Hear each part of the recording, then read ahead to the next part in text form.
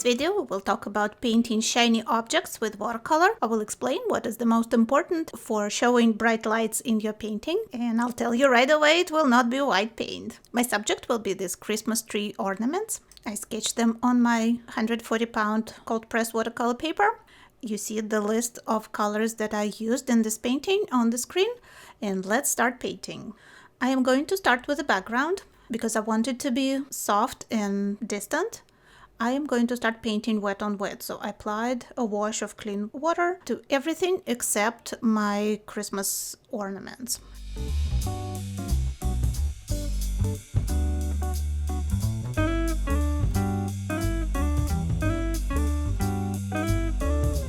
Because I want to create warm light in my painting. You've seen this a lot in my videos. I start with a yellow wash that allows me to warm up my light.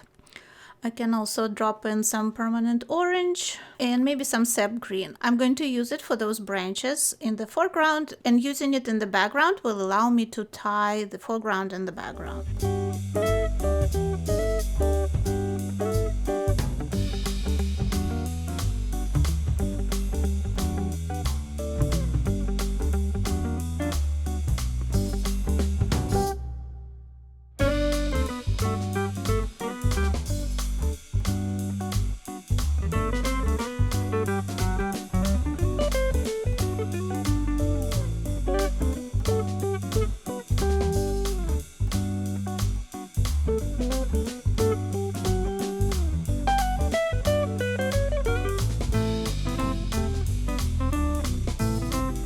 Using a flat brush, it's a perfect shape, very convenient for painting those Christmas tree branches. The needles immediately creates the drawing very easily. They're like silhouetted Christmas trees in the background there.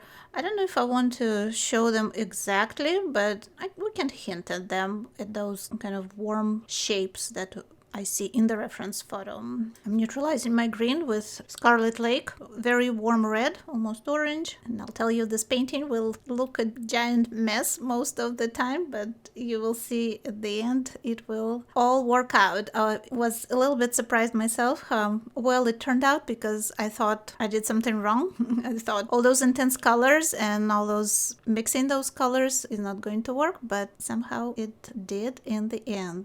Another important reminder for us all to not give up on your paintings too early. Watercolor has to go through an ugly stage, and it's important to keep working on it and do your best to make it all work and finish the painting, bring it to successful completion. Watercolor paper is expensive enough without us just unnecessarily wasting it.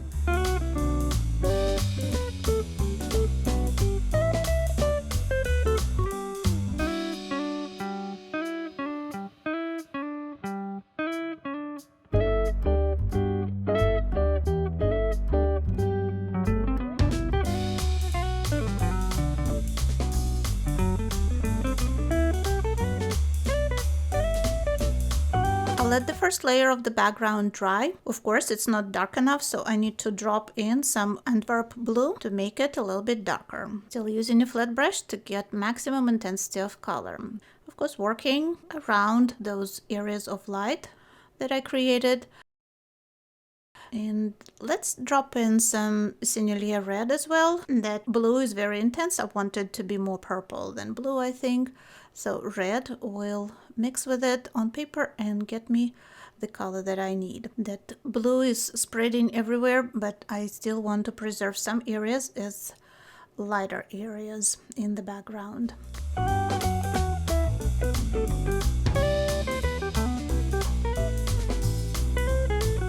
It's time to work on the ornaments themselves. I will do a similar thing that I did to the background. I will paint the light first with Winsor Yellow Deep.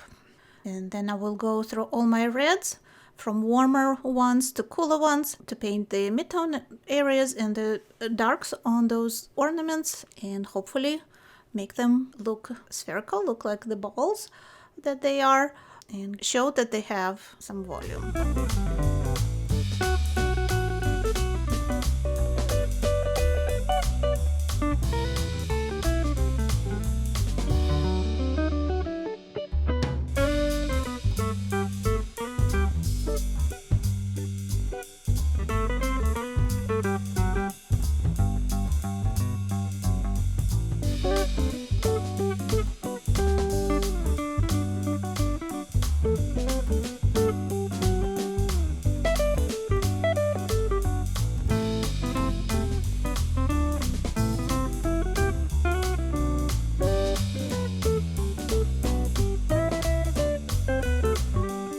transition between the light, the mid-tone and dark on those ornaments, of course, needs to be soft. So I'm lifting some color and softening the edges, softening the transitions. Moving on to cooler reds. This is Anthraquinoid Red by Daniel Smith. I'm working fairly quickly because I want the colors to stay wet and blend together.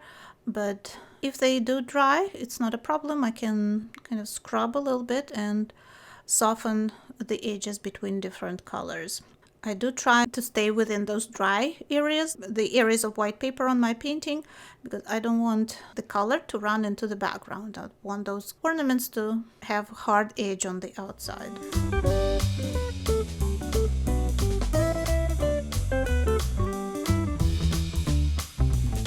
Now we need to paint the shadow, and I am going to do that by dropping in the same Antwerp blue that I used in the background. I'm going to drop it into wet paint on my Christmas ornaments. And you might think this looks super dark, especially on the screen. I'm sure it looks almost black on your screen. And I thought that too. I thought I might have ruined this painting, but keep watching and you will see what's going to happen when I start adding the lightest lights in this painting.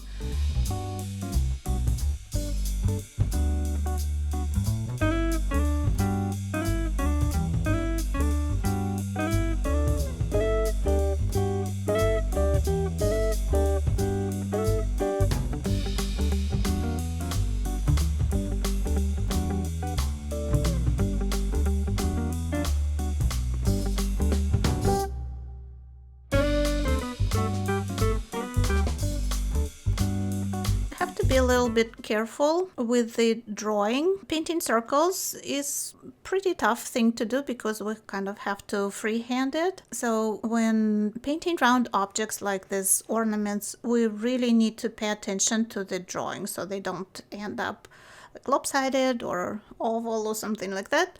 So it's a good idea to, at some point when you finish a layer, it's a good idea to step away from the painting and kind of look at it from the distance. Maybe take a break from painting and then evaluate the drawing itself and make sure all the ornaments are spherical and the geometry of your painting looks okay. I can see that this biggest ornament that's in front is lopsided right now. I only noticed it when I was finishing up this layer and I had to make corrections. Trying also not to make all these ornaments uniform, kind of look all the same. I'm trying to add some more red in some of them and make some of them darker, have bigger dark areas and some of them smaller dark areas, so they don't look like I mechanically just applied paint, but really look painterly and realistic, because they all look different in the reference photo. Can't forget the tops, they have some dark areas as well, and the last one is very dark, so he will have the smallest area of light there on the bottom. The branches will have some darker areas as well. It's a good idea if we use a certain color to use it in several places around the painting, because that makes the painting more harmonious and unified. I left the bottom white because I have some sort of, I don't know if it's real or artificial snow there, and I really like that effect. So I'm toning it slightly because there is a little bit of shadow there, but I am not painting anything there. I didn't forget about it. This is that snow that I see in the reference photo. All right, the second layer is ready. I am adding a few touches to make sure I got all the lights. Maybe I need to lift a little more paint where it leaked into the areas of light. So now is the time, while the paint is still wet, is to lift it if I need to.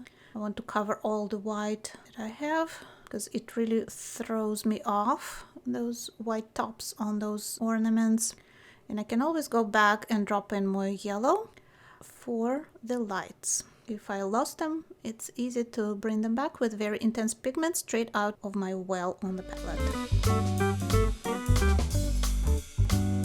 My second layer is dry. My Christmas ornaments look more like potatoes or pomegranates. When I looked at it, frankly, I was slightly horrified, but I knew that white gouache by itself or in combination with watercolor will be the magic tool to make this painting look the way I want it to look. I'm going to add those bright highlights that I see in the reference photo and hopefully bring this painting to life.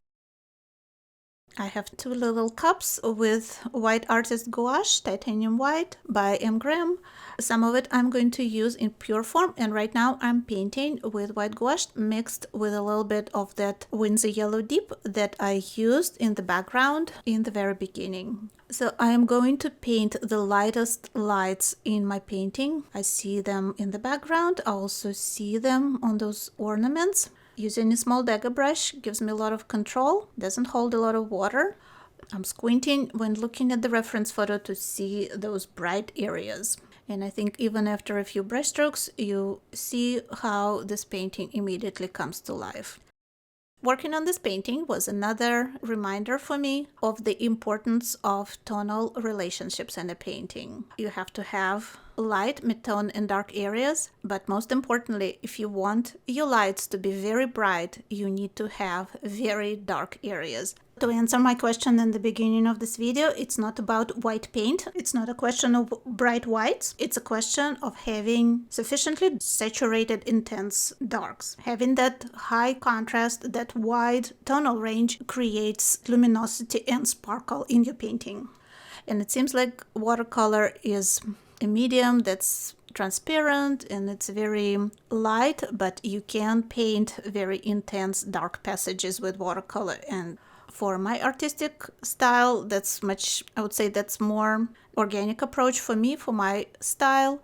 I don't paint those very light, subdued watercolors. I want intensity of color, and using a flat brush and intense staining pigments and several layers of color allows me to achieve those super dark passages while maintaining the watercolor look, the transparency and fluidity of color.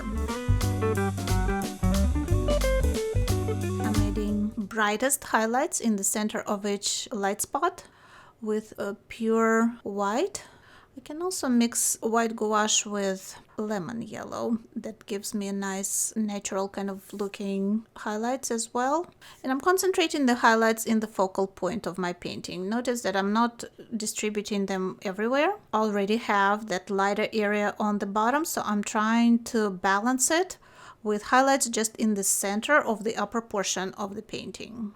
Red will also be a good color. I see there is like a reflected light on the sides of those ornaments that will actually, adding that will actually make them spherical, because when we have a round object, the light skips around it and the edges will always be lighter than the middle portion of a round object. So if you want that sparkle, if you want your object to be really shiny, you can't just paint the light. You need to paint the darks, and then you have to either save white paper for the highlights or add them last with an opaque medium if you're painting with watercolor.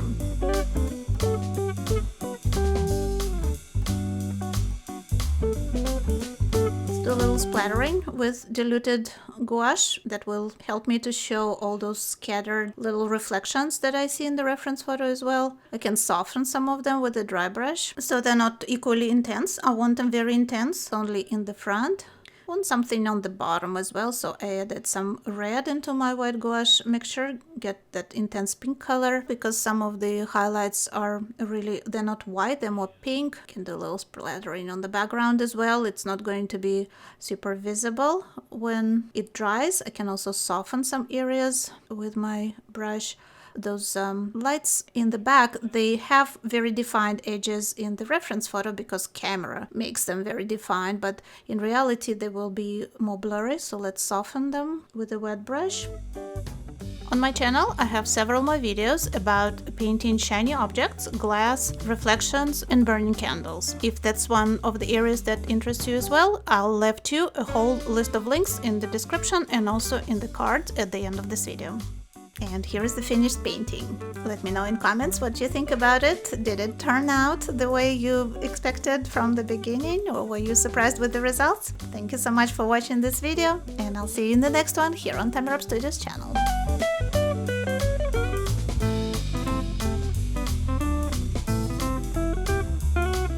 Help other artists to see this video by liking or sharing it. To see future videos, subscribe and click the bell button to be notified when they're published. Thanks again and stay creative!